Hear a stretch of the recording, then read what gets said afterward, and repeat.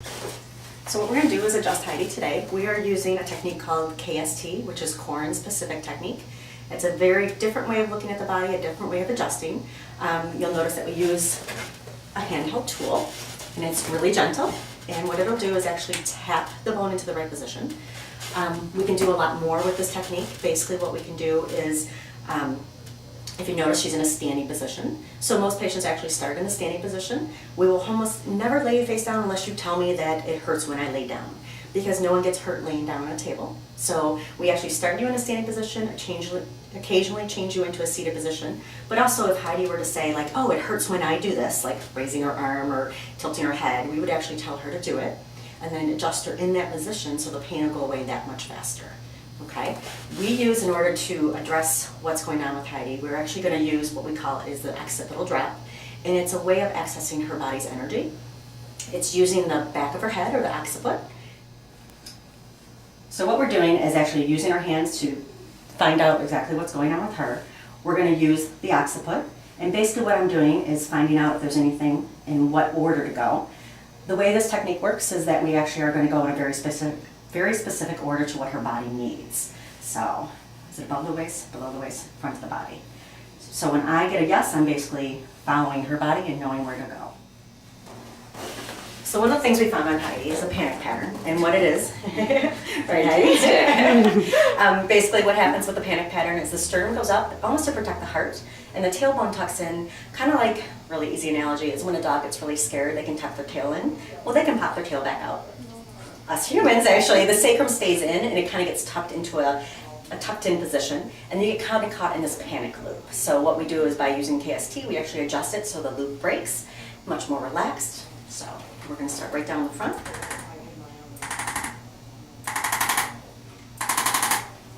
And then I'm going to actually adjust the tailbone nice and easy, really quick. And that was part of the panic pattern.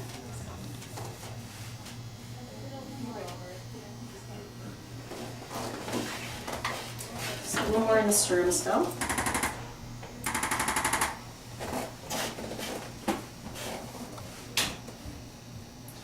The really nice thing with KST is that we can do a lot of cranial work. We can do it really, really quickly, really, really effectively. Right now Heidi has, her sphenoids are out a little bit. So what we're going to do is just take the arthrostem and gently tap.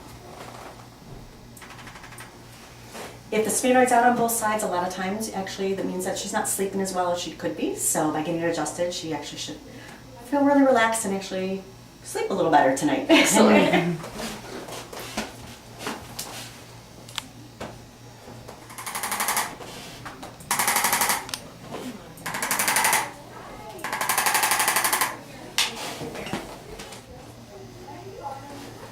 Next thing Heidi has is her parietals are out a little bit, and basically what we use is just a two-prong. There's different accessory attachments. And really easy, we can just go right up her parietals on both sides. Very nice and easy, adjustable. Things that we can do with KST is actually adjust for emotions, and by that we do it a really quick way to address the emotions is we actually use an emotion chart.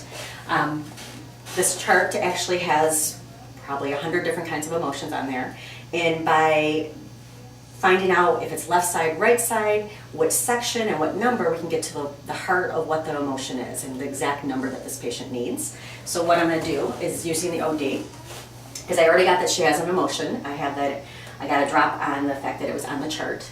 So I'm going to say left side, and I get a yes on left. So that means the right side is a no. And then I would say A, and I got a drop on A, and then 1, 2, 3, 4. So basically you just count down. You do left side, right side, A, B, C, D, E, 1 through 10, and then you get to the number that she needs. And right now, A4 is anger. So she's a little mad. Women don't tend to admit that they're angry about anything. So a lot of times I'll just say, think about something that's frustrating you, that's causing some anger, and just think about that, and then we'll adjust to find out where we need to go. So think about that. And a lot of times with emotions, you'll end up with the cranium or the sacrum. So it really depends on where you're at. And we start with the tailbone.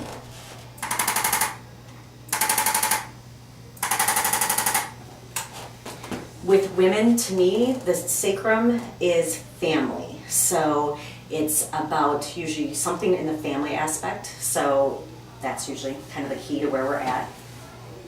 And now we're back up to the cranials. So a lot of times we see sphenoids, we see temporals. It really depends on the emotion. You doing good? Great.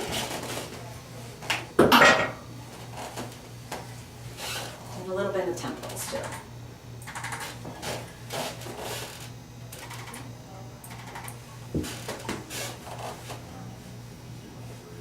And you just adjust until it's clear. And then what I would tell the patient is just think about that again, clear your mind, but then think about it again. And we're clear. There we go. Heidi had mentioned that her shoulder hurts a little bit, especially when she raises it. So what we're going to do is actually have her do that while we're adjusting. So, okay, go. So maybe bring it down again, and then raise it up again. Good. Relax.